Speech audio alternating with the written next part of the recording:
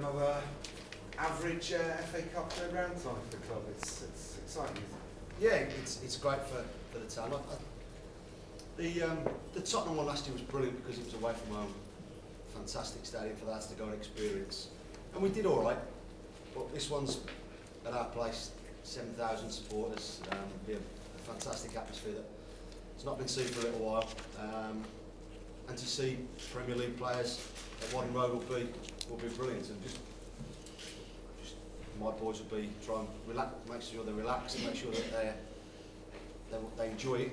And if they do that, they'll give a good account of themselves. Obviously, last year you went to a huge stadium. It was a new experience for everybody. Quite overwhelming for some, possibly. The result was, you said at the time, perhaps a little disappointing. You wanted a bit more. Do you think you can expect a bit more this time because you're at home? I don't think the performance was disappointing last year. I just think Tottenham, with the players they had out, were just too good for us, and I thought we gave a really good account of ourselves, particularly first half.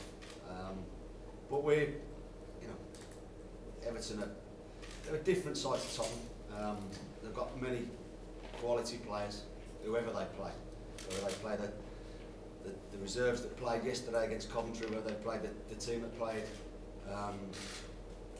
Newcastle on Wednesday night, they've got quality in abundance, and I'm sure my players will just go out there and give it their best shot.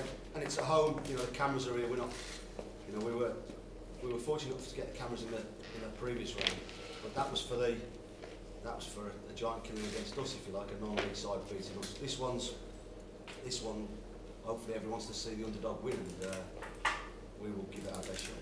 What sort of difference can a tie like this make to you, the team, the club, regardless whether you win or lose? So this season, it's good for everybody. Just the exposure that we're getting with days like this. The club's getting, the players for the experience, but they want to do themselves proud as well. We'll be fairly light today. We've had a couple of days off. We're just getting back working again. By Monday they'll be ready. They'll know. They won't be too scared. We won't frighten them in terms of what we'll show them. But they'll know bits and pieces about Everton if they already don't, I suppose. And we'll go out and we'll give it our best shot. We're at home. It's our best chance, being at home. People say so. We'll have the majority of the support, and hopefully we can like I say, perform to the best of our abilities. And lastly, from me, the money that you get from this, can that make a difference to you? With the prime goal being the most of the season. Yeah, that has to be our aim, of course, because it's good for the club, as I said before. I don't know how much I'm going to get of it, so at the minute that doesn't really concern me. All I'm bothered about is getting back on the training ground today and working towards making sure that the mood's good, making sure that they're in the right frame of mind to go and, like I say, we want to cause a shock. We know that's a big task, but we've got the capabilities to do it. Anyone else? What did you learn anything from your trip to Newcastle that you didn't already know? Newcastle's a fantastic stadium, so I've never been there. Did I learn anything? Probably not too much. Just how good they were. They've got their own way of playing. They can play out from the back. They can, sometimes you want, when you go to we play a Premier League team, you might want them to hit it long, but not necessarily when they've got Anachibi, Yelovich and Fellaini winning the headers. So you might want them. You might think you might want to sort of let them have it, and they'll just play out and go nowhere. But they've got options with those two up top and whoever else they've got, Belios, and they can go long, they can play.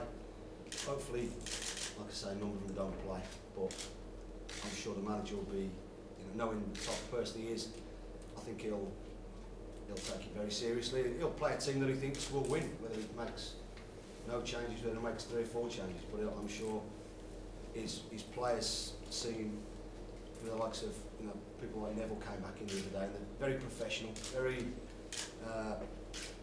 pragmatic, and they do a really good job. What makes you think that you're not able to cause a shock? We're at home. We've got some good players ourselves. We're going to have to be on top of our game, without a shadow of a doubt, for anything like that to happen. And Everton are going to have to be a little bit off it. They're going to have to take us a little bit lightly. You know, but we'll have 5,500 supporters behind us. Warren Road will be a good place to be on Monday night, and hopefully the supporters will inspire the players, and hopefully the players will give them something back. And you just never know. The match of the FA Cup and all that tradition, it is. We are hoping, but we can. You know, it's 11 men versus 11 men, and we can certainly hope. What time do you get back home, Mark? Late. I had a bit of a funny day. I went to see an inmate in Durham prison, and on Wednesday afternoon, an ex-player of mine's had an unfortunate time of life, so I went to see him, and that was a strange one in Durham in a prison. Well, probably the second time I've ever popped in and visited.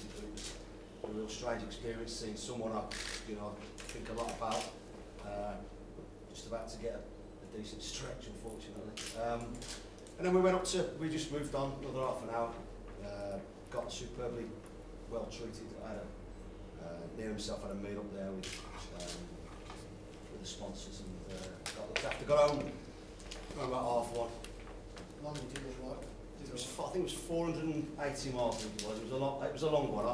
I've never It was on the telly. Oh, no, it wasn't. Believe me, my wife told me that. I think you've got to see him live if you can. And, David came down to watch your yeah, second round game, didn't he? They've been very thorough in their preparations, from what I can gather. You know, we've got a decent relationship with them. We had a bit of business with them last year, involving some younger players, and we had Luke Garber here on loan, and so I know that they've had us watched 5-6 times, and that just shows they won't be taking us lightly. And it was important. I had somebody at the Chelsea game, and I obviously watched it on TV myself, and then it was just right that you've got to go and watch if you can. Well, that was enough, just watching the 2 games, was it? Probably not. You don't want to ski. No, They they had a reserve. I was very tempted to go to the training ground yesterday and watch their reserves play as well against Coventry. Would they let you in? I wouldn't. I doubt they would have let me in, but I know somebody. Where was it? Was it a writing? It was at Or was it Finch Farm, I think it was. And I know somebody on the coaching staff at Coventry, not Lee Carson, who's got Everton connections. So hopefully he's going to give me a bit of an insight into a few of the ones that I perhaps haven't seen. The Velios, the keeper, not much. Whether just in case, I anticipate people like Barkley might play. I'm not. I can't predict what he's going to do, but I imagine hopefully he's going to give Pienaar, Baines, Fellaini a group. In terms of your team views, not too many to worried about in the Well, Monday? We picked up a couple of knocks. We'll see how a couple are today. A couple won't train, but with the provision that they should be ready for tomorrow and back into the fold for Monday. I think we've only got 18 or 19 this morning, so we'll see where we go. We've not got too many decisions to make, but we've got a decent set of lads, a decent set of players, and hopefully we can be as good as we can be on Monday night. Mark, I know it's not all about the money, but is it fair to say you'd be knocking on the chairman's door because you generated this cash yourself with the cup runs and the playoff final? I've had a couple of chats with the chairman. Listen, it's right now it's about preparing and enjoying the night and making sure that we play well. That'll take care of itself, as and when. I've had a couple of meetings, not the most successful meetings I've ever had. With regard to how much you're going to get? Yeah. But do you think you'll be able to get I'll be able to better players than you would have been able to? Listen, we're not, in our own prospective leagues, we're similar clubs. We're very prudent, and it seems that Everton do things properly as well, and they spend within their means. We're exactly the same, John, and although the figures were a lot less, we'll do what we can with what's available. Yeah. How much detail will you go into about the Everton players with your lads? I'll have a chat with the staff first and see how much we want to frighten. Like I say, we've got clips, we've got lots of information, but we're not seeing them play against League 2 opposition. It's completely different when you're seeing a match report against Chelsea or Newcastle, for instance. But you've got to do your own work, of course. You have, like we do every game in the opposition in our league. But who actually plays? We don't want to overburden. We want our lads to be as free and as ready for it as they can. Not to overburden them with watch Leighton Baines when he does this, and Fellaini when he does this and this. Listen, they know how good they are. We'll have key things where we'll try and exploit's the wrong word, where we'll try and play to our strengths, but obviously the quality of opposition is better than we're normally used to. But the Cup's got a tradition of shocks, and why not? Yeah, you took on Harry Redknapp last season, said how much you enjoyed that, how much you sort of look up to someone like David Moyes. Yeah, I think everyone regards him as one of the best managers around, and quite rightly so. He's been there 10 years, and they've had just been going along nicely. I know that, from what I can gather, they're desperate to win something. But we have to make sure we're as good as we can be. It'll be great for me to pick my wits. I've met him a number of times, and he's been fantastic. Like most, like all managers. Yeah, obviously the Luke Garbutt situation works out well, and if you got the links, you might be able to bring some other young players in from Everton. I've spoken to them at the start of the season about any young players, but this under-21 league, like I've told you in the past, has taken away a few clubs' ability to lend their younger players. So just have another chat after the game if there's anything available. Yeah, do you think you'll have a full squad available? Everybody? I hope so. Darren Carter's, doubt's the wrong word, but he's the one who's with the main concern as we speak at the moment. Apart from that, I should have a fully fit squad, yeah. Thank you. Anyone else? Full house on, and they haven't got the crowd lead. I've just spoke to Paul Godfrey. He thinks 6-9's the crowd. That should be about the attendance. I think it'll be pretty much sold out. It'll be great. It'll be great for the public of Cheltenham to, like I say, to witness these stars in our own backyard. The players that they're going to bring down. It's completely different to what they normally see. But then again, on the day, hopefully we can scare them. We can get into them, and try and make them play a little bit off their game. And if we do that, we can give ourselves a little bit of a chance. There must be role players around your team as well, because everyone will want to play on them. Yeah, everyone wants to play. To be fair, we've given them they've had a couple of days off with the preparation, knowing that they're coming in for 3 days prep, ready for Monday. I'll see the boys. There'll be a good bit of banter going around this morning, no doubt. And then it's probably down to time for a little bit of work tomorrow and Sunday, ready for just doing the final bits, making sure that everyone's, I say, a bit more proper prep. It'll be, we'll just try and do things as normal. We do our own work. We put bits and pieces out. But like I said before, we don't want to overburden the players with stats and bits about Everton. It's about us. Mark, is there any discernible difference in the performance levels when you approach a plum third-rank side like you did last year and like you did this year? And do the players subconsciously either make more because they want to be in the team, or what have you seen in the difference? Not really. I've got a really honest set of lads. We've had one really poor performance just before Christmas away at Watchdown.